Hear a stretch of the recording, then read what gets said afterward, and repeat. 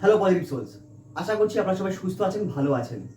আমরা আগের ভিডিওতে জেনেছিলাম যে হোপোনোপোনো কিভাবে ডাইরেক্টলি আমাদের ব্রেনে ইম্প্যাক্ট করে বা এর পিছনে সাইন্টিফিক রিজনটা কি। আর আজকে আমরা জানবো হোপোনোপোনো অ্যাকচুয়ালি কিভাবে কাজ করে। ছোট্ট একটা স্টোরি, প্রথমে একটুখানি ডিটেলটা জেনে নিন, তাহলে এই জিনিসটা বুঝতে আপনাদের সবার সুবিধা হবে। হোপোনোপোনো যে প্র্যাকটিসটা না, এটা হচ্ছে অ্যানশিয়েন্ট হাওয়াইয়ান পেয়ার। হাওয়াই দ্বীপপুঞ্জ আমরা সবাই ভূগোল বইতে পড়েছিলাম। ওই হাওয়াইয়ান পেয়ার হচ্ছে এটা, মানে এই প্রার্থনাটা ওইখান থেকে এসেছে। এটা অনেক অ্যানশিয়েন্ট বা অনেক প্রাচীন। সেই সময় এটাকে ইউজ করা হতো দুটো পরিবারের মধ্যে যখন ঝগড়া হতো বা ঝামেলা হতো বা গ্রামে কোনো অশান্তি হতো, তখন যে গ্রামনি বা গ্রাম প্রধান ছিলেন তিনি সবাইকে এক জায়গায় ডেকে তখন এই প্রেয়ারটা ইউজ করতেন। এবারে কালক্রমে না এগুলো সব ভেসে যায়, ডিভাইনের উপর আমাদের ভরসা কমে যায়, ঈশ্বরের উপরে আমাদের ভরসা কমে যায়। আমরা মনে করতে থাকি আমরা যা ভাবি, আমরা যা বলি, একমাত্র আমরাই আমাদের ভাগ্যকে পরিবর্তন করতে পারি। হ্যাঁ, অবশ্যই পারি।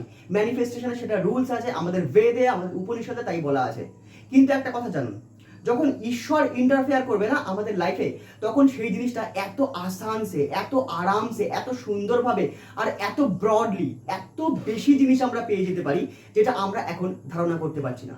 আর হোপোনোপোনোর মাধ্যমে আমরা ঈশ্বরের সেই শক্তির ধারে কাছে যেতে পারি। এবারে আমরা জানি অ্যাকচুয়ালি হোপোনোপোনো কিভাবে কাজ করে। দেখুন, চারটে ফ্রেজ রয়েছে: I am sorry, please forgive me, thank you, I love you. এবারে এই যে চারটে ফ্রেজেস না, এই চারটে ফ্রেজেসের প্রত্যেকটা ফ্রেজের আলাদা আলাদা ভাবে ইউজ আছে বা আলাদা আলাদা ভাবে কাজ রয়েছে।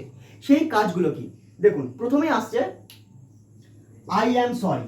এবারে সরি যখন আমরা বলছি না, আপনি একটু ভেবে দেখুন আমরা দিনে কতবার সরি বলি, মন থেকে, ভেতর থেকে?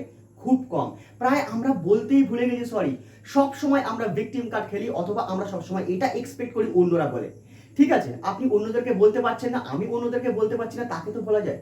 সেই ঈশ্বরকে, সেই ভগবানকে, সেই ইউনিভার্সকে, তাকে তো বলা যায়, সেই ইনফিনাইট ইন্টেলিজেন্সকে। কাজ সেখান থেকেই হবে। যখন আমরা বলি আই অ্যাম সরি, তখন দেখুন আমাদের মধ্যে সেলফ অ্যাওয়ারনেস বাড়তে থাকে, মানে আমরা কি করছি, কি বলছি সেই বিষয়ে আমাদের অ্যাওয়ারনেস বাড়তে থাকে। তার সঙ্গে বাড়তে থাকে অ্যাকনলেজ আওয়ার ইমোশনস। আমরা আমাদের ইমোশনসকে অ্যাকনলেজ করি। আমরা কখনো রেগে যাই, কিন্তু সেই রাগটাকে না আমরা স্বীকার করতে চাই না। আমরা ভাবি রাগ সব সময় খারাপ। রাগ খারাপ, কিন্তু সব সময় নয়। রাগ একটা ফায়ার এনার্জি, আর সেটা আপনার ডেভেলপমেন্টে, গ্রোথে, আপনার মাইন্ডসেটের জন্য খুবই ইম্পর্টেন্ট। তো আমরা সেই ইমোশনসটাকে অ্যাকনলেজ করতে শিখি। হ্যাঁ, আমি এখন রেগে যাচ্ছি, কিন্তু আমি রিয়্যাক্ট করছি না, কিন্তু আমি এটা বুঝতে পারছি যে আমি রেগে যাচ্ছি। এটাকে বলে সেলফ অ্যাওয়ারনেস। দেন আপনি দেখুন, আমরা সেই সিচুয়েশনকে বা সেই ইমোশনসকে সাপ্রেস করার জায়গায়, মানে আমরা সাপ্রেস করি না সেই জিনিসটাকে, তার বদলে আমরা কি করি, আমরা সেই জিনিসটাকে আস্তে আস্তে করে রিলিজ করি ডিভাইন ইন্টারভেন্সের সঙ্গে। এবং তার সঙ্গে দেখুন আমাদের মধ্যে যে মেন্টাল রেসিস্টেন্স থাকে না, অনেক কিছু আমাদের সাবকনসিয়াস বিলিফ থাকে, আমাদের মেন্টাল রেসিস্টেন্স থাকে, সেই রেসিস্টেন্স কমতে শুরু করে। এত অবধি তো আমরা বুঝলাম আই অ্যাম সরির কাজ।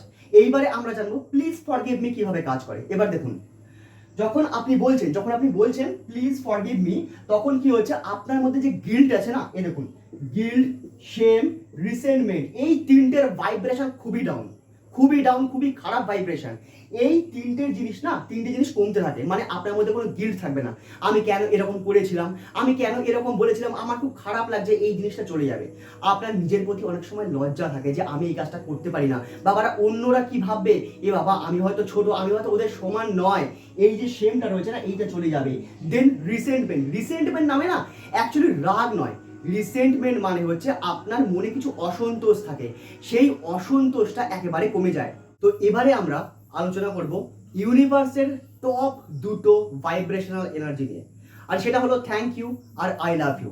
এই জিনিসটা যাতে আপনারা ভালো করে দেখতে পান, ভালো করে বুঝতে পান, সেই কারণে নিচ থেকে এগুলোকে মুছে বড় করে লিখেছি, যাতে আপনারা থ্যাংক ইউ আর আই লাভ ইউ ওয়ার্ডের মর্ম বুঝতে পারেন।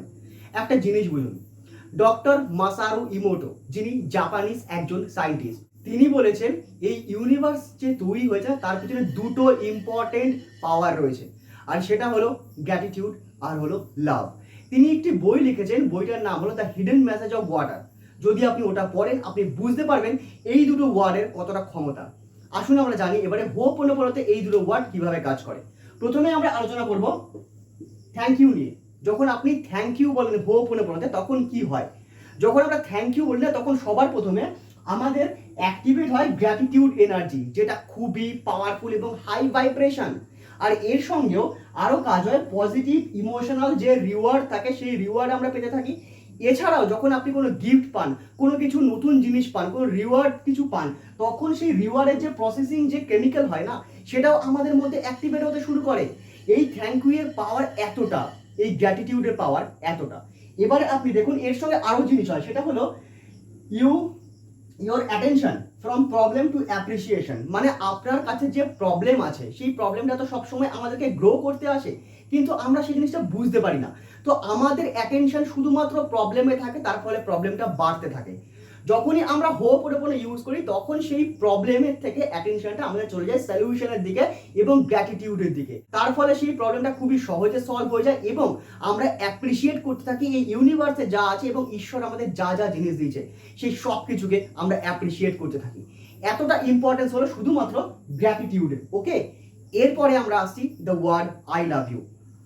The word I love you, এখানে দেখুন যখন আপনি চ্যান্ট করবেন আই লাভ ইউ হোপোনোপোনোতে, সবার প্রথমে আপনার মধ্যে সেলফ কম্পেশন আসবে, মানে নিজের প্রতি ভালোবাসা, শ্রদ্ধা, নিজের সেলফ ওর্থ আপনার বাড়তে থাকবে। এতটা ইম্পর্টেন্ট আই লাভ ইউ ওয়ার্ডটা। ওকে, দেন এটা কমাবে আপনার স্ট্রেস রেসপন্সকে। আমাদের স্ট্রেস রেসপন্স অনেক কারণে বাড়তে পারে, আমাদের অফিস কাচারি, রাস্তায় যাতায়াত, আমাদের ব্যবসা, অনেক কিছুতেই আমাদের স্ট্রেস বাড়তে পারে। তার কারণে আমরা এখন অল্পতেই রেগে যাই এবং তার ফলে আমরা রিয়্যাক্ট করে ফেলি। যখনই আপনি I am sorry, please forgive me, thank you, I love you chant করতে থাকবেন, আপনার মধ্যে এই সব কিছু কেমিক্যাল চেঞ্জেস হবে হবে, এটা সাইন্টিফিক্যালি প্রুফ। আরও দেখুন এর সঙ্গে কি হবে, আমাদের হেলদিয়ার ইমোশনাল প্যাটার্ন আসবে। হেলদিয়ার ইমোশনাল প্যাটার্ন মানে আমাদের পজিটিভ থিঙ্কিং আসবে, আমাদের যেটা গোল, আমাদের যেটা ভিশন, সেটাকে পাওয়ার জন্য আমরা আরো কি কি করতে পারি এবং কিভাবে করতে পারি আপনি বুঝতেও পারবেন না, কত সুন্দর পজিটিভ ইম্প্যাক্ট সেখানে আসা শুরু করবে। আর যাদের কাছে ইমোশনাল প্যাটার্ন খারাপ, তারা জানে তাদের দিনটা কিভাবে কাটে। তো এই কারণে আমাদের ইমোশনাল প্যাটার্নকে ঠিক করা বা পজিটিভে আনা খুবই প্রয়োজনীয়। এছাড়াও আমাদের শেখায় মোস্ট ইম্পর্টেন্ট থিং, সেটা হলো লেট গো। আমাদের পাস্টে এরকম অনেক জিনিস রয়েছে যেটা আমরা আজও ভুলতে পারি না। আমার সঙ্গে কেন অমুক মানুষটা অমুক সময় অমুক দিনে আমার সঙ্গে খারাপ করেছিল, বা আমাকে খারাপ কথা বলেছিল, বা আমাকে ধোকা দিয়েছিল, সেই সব কিছু আপনি আজও রেকর্ড করে রেখে দিয়েছেন। আর যখনই আপনি সেটাকে রিকল করেন না, একটা দেখবেন ছবি ভেসে ওঠে। তার কারণ আমাদের সাবকনসিয়াস মাইন্ড না কোনো কোনো ঘটনা বা স্পেশাল কোনো ঘটনা যেটাতে আপনি ইমোশনস অ্যাড করেন তার একটা স্ন্যাপশট নিয়ে রেখে দেয়। আর তার ফলে সেই জিনিসটা আমাদের ব্রেনে সেভ হয়ে যায়। আর যখন সেই জিনিসটা আমাদের ব্রেনে সেভ হয়ে যায় তখনই আমরা এটাকে একটা মেমোরি হিসেবে দেখতে পারি। তো হোপোনোপোনো চ্যান্টিং আমাদের জন্য এতটা ইম্পর্টেন্স রাখে, এতটা ইম্পর্টেন্স, স্পেশালি লাস্টের দুটো ওয়ার্ড আমি স্পেশালি বললাম, কিন্তু অ্যাকচুয়ালি এই চারটে ফ্রেজেসই কিন্তু ইম্পর্টেন্ট।